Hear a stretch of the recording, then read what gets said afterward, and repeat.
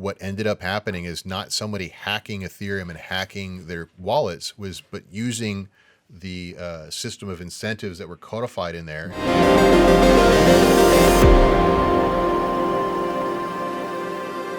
If you look at the first DAOs, they were too specific. The first DAO that was on the Ethereum ecosystem, which caused a major chain split, caused a lot of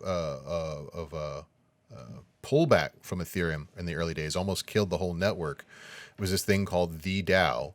And the idea was that it was similar to how current DAOs are being structured, except everything was on chain, as opposed to it being a loose federation of things that could be upgraded and composed and fixed and bug fixed. Everything was locked in and very specific. And what ended up happening is not somebody hacking Ethereum and hacking their wallets, but using the system of incentives that were codified in there and going, here's a loophole where I can vote myself the entire treasury. Yeah. And by being too specific, you allow people to analyze things. Whereas if you go with a kind of a broader term of, look, I am engaged in a contract with you that's, you get to use my likeness, whatever, across any medium for this term or for this amount of money, that creates a more spirit of the law, spirit of the contract type thing, where it doesn't matter if they used AI to clone your voice or if they're broadcasting it using a TCP/IP connection or a analog cable connection. It's still a broadcast right, right?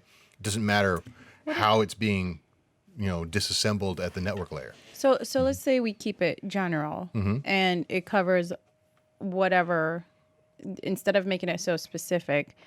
What would keep them from, well, we changed it 20%. Like in the designer world, you can change 20% of a design and make it yours and it's legal. Like, what if they can tweak a little bit of the voice or the face, or what, is that considered that's where likeness? like copyright law and fair use comes in. You're not passing it off as that person. You're passing it off as entertainment or a commentary or right.